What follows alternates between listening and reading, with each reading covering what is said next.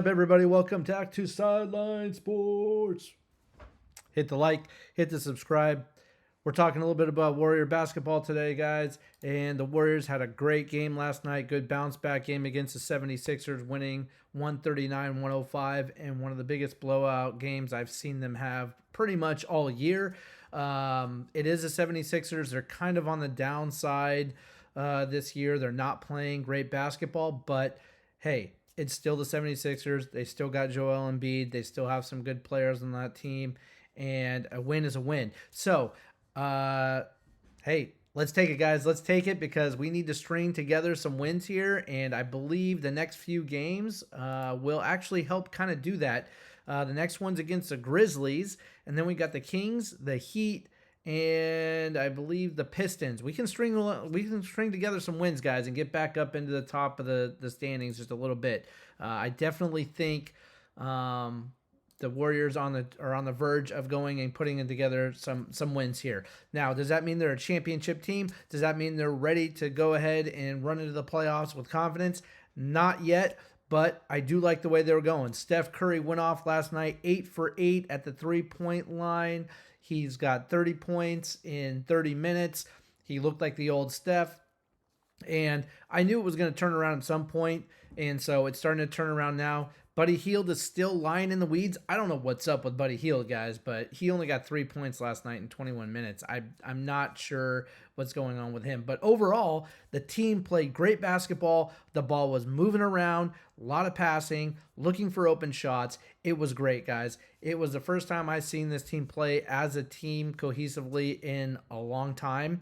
And I think maybe just getting out of that funk and trying to string just one win on top of another one on top of another win, but it starts with one. It starts with one. And unfortunately, I thought that happened a few games back, but then they hit the game with the Cavs, and that was a very difficult game to win anyway. In the first two quarters, they were in it, but it just didn't feel like they were going to be able to hold up that defense and stop the Cavs from scoring for a whole four quarters, and they didn't, and they got blown out.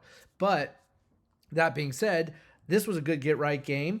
We won. We blew the 76ers out of the water the whole game. It never looked like the 76ers had a chance to even get close to the Warriors. So, guys, by and large, we're looking good here with that win. Let's see if we can start to string some together now. Draymond Green had 31 minutes and 15 points. Andrew Wiggins, 26 minutes, 15 points. Trayce Jackson-Davis, only 3 points, but played 21 minutes and played meaningful defense. I still think Trayce Jackson-Davis's strong point is the defense, but when he gets his energy levels up, he can be good around the rim. Just today or yesterday, it wasn't really like that, but he still played great defense. We already went over Steph Curry, 30 for 30, was really, really good. Dennis Schroeder was playing really meaningful minutes as well. He's starting to really gel with this team, I think. 25 minutes, 15 points, not bad for Dennis Schroeder. That's what you need from him. Jonathan Kuminga, 25 minutes, 20 points, respectable, doing well enough to stay on the team. Let's see what the trade deadline. There's going to be a move, guys. There's going to be a move, and we're going to talk about that in a few. Buddy Hield, again, I said lying in the weeds. He is. Lenny Waters is always putting in some meaningful minutes. This guy can actually play when the starters are out. Somebody who can be trusted. Hit a few three-pointers, but 16 minutes, 10 points, not bad. Moses Moody, 15 minutes, 12 points. Kyle Anderson, 8 minutes, 8 points. Kevon Looney, 8 minutes, 6 points. Everybody was contributing last night, guys. It was fun to watch, and I want to see them continue to move at this pace going forward, move the ball around. I've been saying this all year. The Warriors' two biggest problems, let's say. One is the turnovers. They continue to do that. It's annoying. It wasn't that bad last night. And number two, they don't move the ball around for a good shot. They continue to kind of play iso ball at times, especially with Kuminga. That's why I continue to say I'm not sure whether Kuminga belongs on this team or not. If you can get the right trade piece for him, I would probably move him. I don't think he is this guy that's going to put up 30 points a night. He did in about a 4-game stretch, but that is a streak, guys. That doesn't mean he's turning the corner and he's going to start scoring 30 points a game going forward. It's not going to happen like that. So let's just temper our expectations on Jonathan Kuminga. What he is keeping his value up for trade, which is great. Or he may be turning the corner a little bit, but he is not the guy that you're going to build around. He is a complementary piece to a basketball team. Anybody who's been watching the Warriors long enough knows that's pretty much where Kuminga is. He's a great player. He's not Steph Curry. He's not a guy you're going to build the team around. He's a great piece to have. But moving forward, the Warriors are going to look for another piece by the trade deadline February 6th. So what does that mean? That means Kuminga could be on the trade block. It means Moses Moody could be on the trading block. It means Kyle Anderson, Kevon Looney. These are all guys who are very tradable. Even Buddy Hield, if he doesn't get out of the weeds, could be flipped, I think, maybe. I don't know. But some of the guys that you're going to keep on this team are just in the starting lineup, the top 5. Draymond Green, Andrew Wiggins, Trace Jackson-Davis, Stephen Curry, Dennis Schroeder, Jonathan Kuminga. Those guys are pretty much safe. Maybe Andrew Wiggins isn't, but I think he should be. He plays amazing defense. He should definitely be on this team. I don't think I'd give up Andrew Wiggins unless it was for somebody really special. But that's me. Now, I've been hearing news about Jimmy Butler. It keeps coming back, and he's visited the Warriors in the offseason, and he is not going to sign with the Heat at the end of this. He's made it very clear. He says himself he's looking for a place to find his happiness again in basketball, and it's not going to be with the Heat. He said that last night. So he's pretty much trying to force a trade here, guys.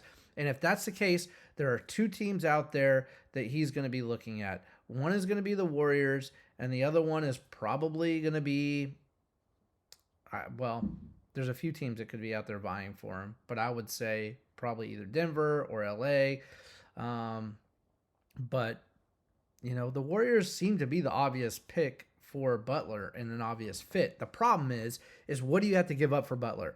Well, the Heat are not really in a point of advantage for negotiating because they're going to lose Butler at the end of the year anyway. So giving up Butler, yes, they're going to have to get something in return, but you may not have to sell the lot to get him. And that's my point exactly. Maybe giving up Kuminga and Moody will get you that guy, or Kuminga and a few picks. We'll see where it goes, but you don't have to give up the entire team, and I think Butler would be a tremendous help for the Warriors. I can just imagine when Draymond Green and Butler are in at the same time, Trace Jackson-Davis, Wiggins, Steph Curry. I mean, you could. It's a good fit. You could manipulate that starting lineup a little bit here and there, but he's a tough, hard-nosed player. He scores consistently. He's played great defense. I like the idea of getting Butler in here for the right price. So that's the news right now as far as free agents goes. That's the big name that keeps popping up. So if he's going to get traded, I think it is a good possibility he does end up here in San Francisco playing for the Warriors. That being said, there's a lot of time to negotiate and figure out how the Warriors are going to make this happen because February 6th, they say is coming fast. But, I mean, today is only the 3rd of January. You have another full month, and that's not fast, okay? That's time to sweat this out. Keep them sweating and figuring out if they're actually going to be able to move Butler where he wants to go or not. And where he wants to go is to go play with the Warriors. I mean, another destination for him could be Houston. But either way, the point is I think all signs point to the Warriors getting Butler if the price is right. We don't want to give up a lot. Maybe you could give up a draft pick or something as well on top of packaging some other players. You might even put in Kevon Looney in there, right? So it could be like a Kuminga, Moody, Looney for Jimmy Butler kind of a trade. But he's not. His contract's over at the end of this year, which means is he going to stay with the Warriors? Is he worth the value past this year? He is kind of declining a little bit, but still a great player, and he shows up in the playoffs all the time, guys. So I'm going to say I'm excited to see if the Warriors can finally start stringing together wins and get this thing going in the right direction. I totally think that the talent on the team is there to do that. I do not think that Curry is so past his prime that he can't shoot. We saw it last night. He hit 8 3-pointers, guys. I mean, he can play when he's not triple covered. And why was that last night? Is because everybody was contributing. I gave you all the stats of the starters and what they were doing. Wiggins got 15 points. Green's got 15 points, taking the pressure off Curry. When those guys are not shooting well, by the end of the first quarter, other teams have already figured that out, and they are just keying on Steph Curry, trying to make sure he doesn't get hot. And so that happens a lot this year. He needs support around him. And that means players who can consistently shoot the basketball. I can only name one guy right now that I feel pretty good about, and that is Dennis Schroeder. And not even him right now, trying to get acclimated, is not really as consistent as you'd like. But you got a guy like Buddy Hield who was shooting a higher three point percentage the last year than Curry and or Klay Thompson. And now this year he can't hit the broadside of the barn for the last 15 games. I don't know what's going on with Hield. Maybe it's his role. I'm not really sure. But one thing is for sure, they need him to get right and get back on track, because whatever's going on with him, it's a mental thing, and it's not good. He needs a good game to get going and get him that confidence back. Aside from that, other players just are not consistent. We need players. Trace Jackson Davis is not the guy that you're going to expect to be consistent. He plays center. He's a good shot blocker. He's a good defender. He can score points under the basket, but you're not looking for him to actually step up and be the guy that's going to be the consistent, mid-range shooter, possibly. I mean, you'd like that from your center, and nowadays in the NBA, you kind of need that. But at the same time, if that's the guy, aside from him, nobody else is consistent. Moses Moody, you'd like to see out there a little bit more. He's not playing as much lately just because of the way the rotation is, but he is a guy who I think could be consistent with more playing time. It's hard. All of them have the talent to make consistent shots, and somehow I think the mental acuity of this team is the problem. I think these guys lose a game, they get down, they don't, their confidence is shot, and then they decide, I can't play basketball or something. I don't know. That's what I see. I see kind of a weak mentality here that needs to change, because these guys are good enough to take that pressure off Curry and let Curry go for it. But they have to get out there every night and brush off that loss if they get one, and go back out there and get another one. That being said, this could be a point where they turn the corner, guys. This could be a point. It'd be very, very exciting if they do. I'm excited to see the next 4 or 5 game stretch to see if they can make up some space and time on that on the chart there, on the conference standings, and move up. I do think that they can make up some slots there on the standings in the next 4 or 5 games and get themselves out of the play-in position and into a playoff spot. Not that that's something that has to happen right now. We're not even halfway through the season. But that being said, I like the position they're in for the next month. Their schedule gets lighter. Actually, the next month and a half, their schedule gets lighter. There's some tough games in there. But overall, I do think this is the time for them to make that move. And I think they can. And I think they will. So let's see what happens. We'll check out when they play, when they play their next game. Sorry, my screen just froze.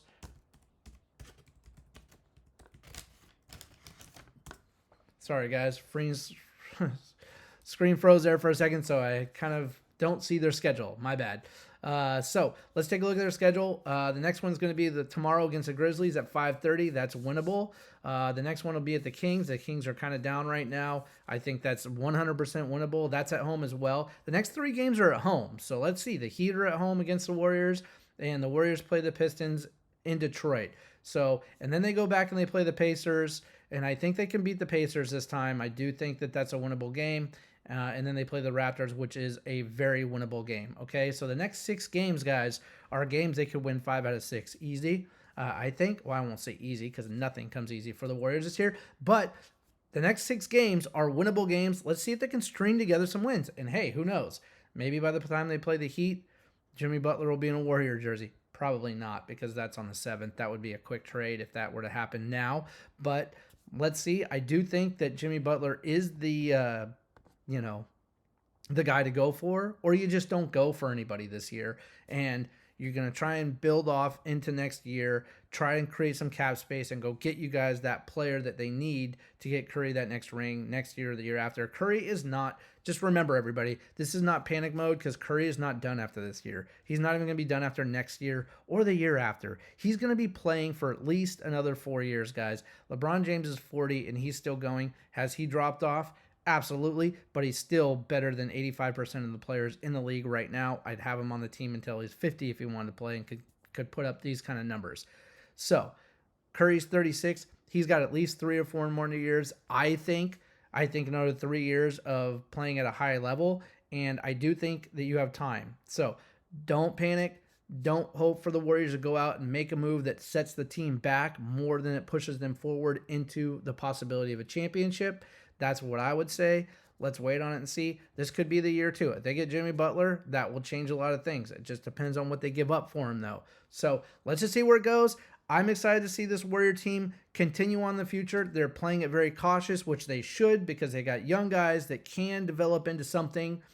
It's just a matter of who actually does and who actually doesn't. The Warriors are in the show me stage right now. Show me what you got or you're out of here kind of thing. That's what I'm seeing here. And it may not happen at the trade deadline, but in the offseason, there will be some moves to be made. If these guys aren't showing themselves this year, they don't show that they can and make it happen and help contribute to what we're trying to do with Curry, then they're going to get somebody in here that will. So somebody's going to get traded before the trade deadline, I'm pretty sure.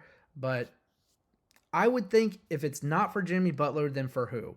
And it needs to have somebody who has an impact, or you wait patiently till you get that move to be that you can make, right? Don't press, don't force it.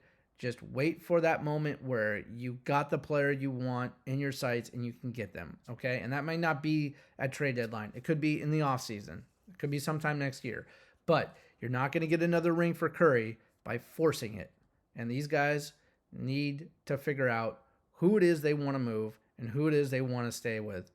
Kuminga is the number one guy in their sights when it comes to that, isn't it? Because Kuminga has tons of upside.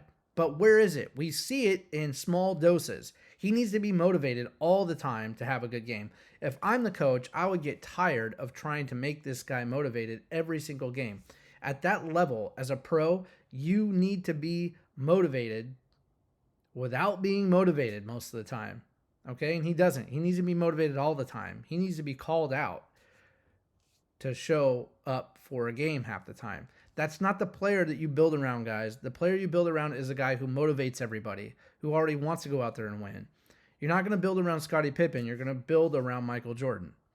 Okay? You're going to build around Steph Curry, not Kuminga. That's the bottom line. Kuminga will be a great asset and a great piece for somebody out there, whether it be the Warriors or anybody else, but he will not be the piece that you build around. He will be a great complementary piece at some point, hopefully.